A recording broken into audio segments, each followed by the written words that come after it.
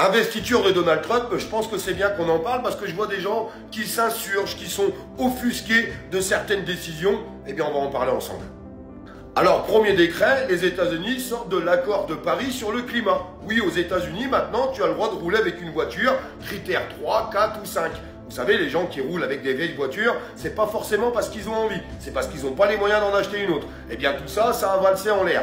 Plus généralement, en fait, les États-Unis se battent pour la fin du mois avant de se battre pour la fin du monde. En expliquant quand même que de toute façon, ça n'a rien à voir avec le climat, car les pays qui polluaient, en fait, payaient des taxes.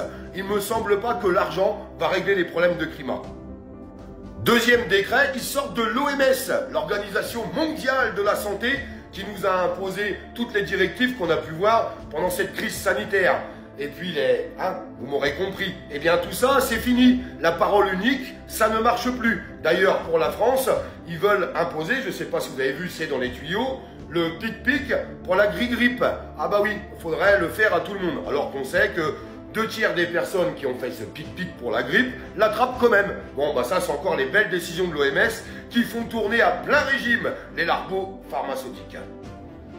Alors, troisième décret qui fait beaucoup parler, on rétablit les frontières. Et alors là, il y a des gens, je suis désolé de vous le dire, qui comprennent strictement rien.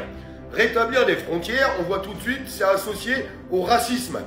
Complètement débile. Non, en fait, ça veut dire que tu gères tes flux migratoires. Il y a toujours eu des flux migratoires partout dans le monde. Le tout, c'est de les gérer, en fait. De dire, écoutez, on peut accueillir tant de personnes, donc on laisse rentrer tant de personnes. On arrête de laisser les pays comme des passoires, comme des gruyères, en acceptant tout le monde, même si après on ne sait plus trop quoi en faire. Alors il y a quand même des personnes qui se permettent de dire « mais c'est une honte de ne pas laisser rentrer des gens qui n'ont pas le droit de rentrer dans un pays ». Ah bon, d'accord. S'il y a quelqu'un qui se pointe chez toi, qui défonce ta porte, qui s'installe dans ton salon et dans ton plumard, tu vas dire quoi? Tu vas lui dire « mais que bien se fasse, allez-y monsieur, c'est la porte ouverte ». Non. Quand quelqu'un rentre chez toi, c'est parce que tu veux bien l'accueillir et donc tu le laisses rentrer et là, il peut participer avec toi. Mais on ne rentre pas chez toi, on ne rentre pas dans un pays, on ne rentre pas chez les gens comme ça, en défonçant les portes ou les frontières. Donc oui, ça serait intéressant de rétablir les frontières et pas qu'aux États-Unis. Alors le décret suivant, c'est l'arrestation, le licenciement, les poursuites judiciaires contre les corrompus.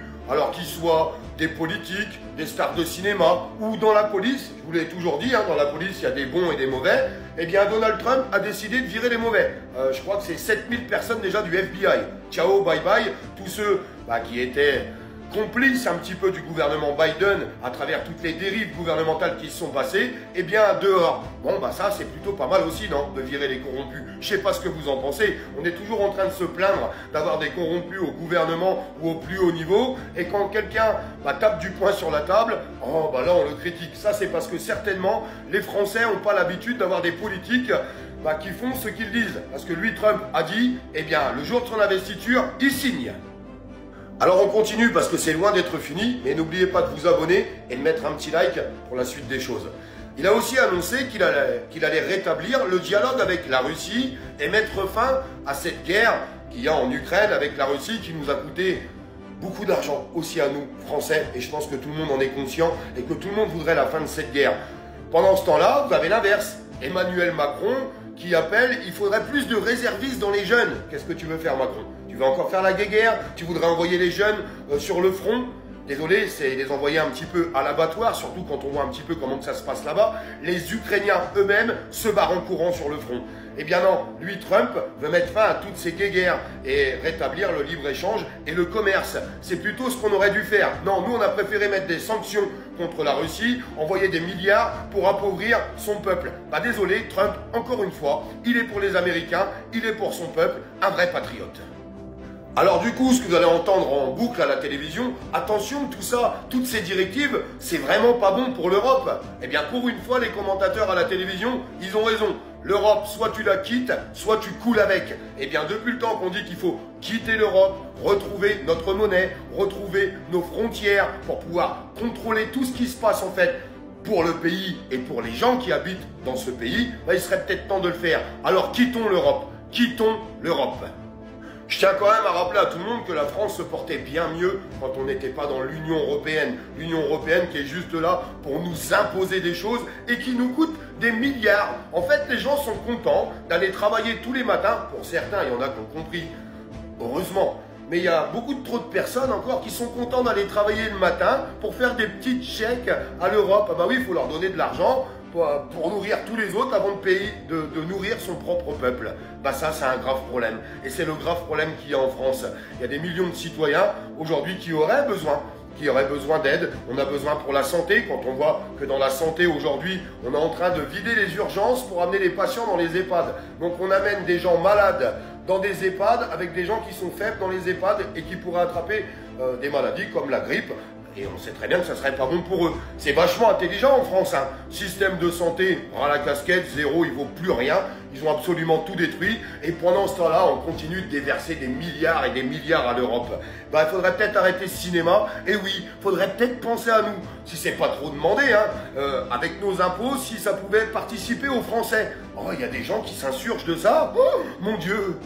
Alors beaucoup de personnes sont choquées par Trump, mais c'est très simple à comprendre. On a tellement l'habitude en France d'avoir des politiques qui ne font rien, strictement rien. Du blabla, du blabla, du blabla, du blabla. D'ailleurs, vous avez vu la directive qu'ils veulent faire passer là? Ils sont en train de dire que pour rembourser le trou de la sécurité sociale, il va falloir taxer encore plus les retraités. Oh bah oui, c'est sûr, les retraités vivent très très bien. Moi je connais plein de retraités, ils ont 900 balles, 800 balles, 1000 balles et ils font un seul repas par jour. Et la meilleure idée encore de notre gouvernement, chez nous en France, hein, chez les zinzins, eh bien ça serait de taxer des gens qui ont travaillé toute leur vie, qui n'arrivent pas à manger correctement pour payer le trou de la sécurité sociale. Sécurité sociale, on ne comprend pas trop pourquoi il y a un trou, puisque on ferme des lits dans les hôpitaux, on leur enlève des moyens matériels, des moyens humains, et l'hôpital s'effondre.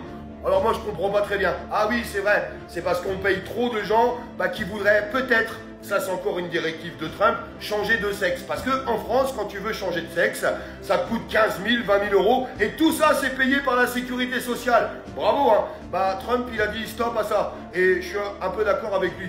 Moi, j'ai rien contre les homosexuels ou les gens qui veulent changer de sexe. C'est leur problème, qu'ils le payent avec leur argent. Mais ça ne doit pas être des fonds publics qui doivent payer tout ça. C'est du grand délire, alors qu'on nous explique qu'on ne peut plus soigner des gens et que des gens meurent à l'hôpital. Donc, il faut arrêter avec ce délire. Oui, quand tu nais, il n'y a que deux sortes.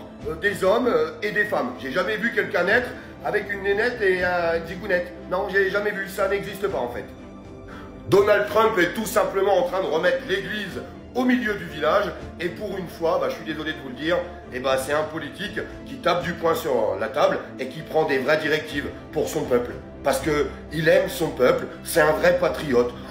Oh là là, mon Dieu, c'est pas beau, hein, c'est pas gentil d'être un vrai patriote, hein. Ça serait vraiment pas bien qu'on ait un président qui pense à ses citoyens. Bah si, ça serait pas mal qu'on arrive à avoir des politiques aujourd'hui qui savent prendre des vraies décisions. Oui, des vraies, pas des on va faire comme si, un peu comme si, un peu comme ça. Non, des gens qui en ont dans le froc, qui en ont dans le pantalon et qui savent prendre des vraies directives. C'est ça qu'il faut pour notre pays avant qu'il coule, tout simplement. Merci pour vos abonnements, je vous embrasse.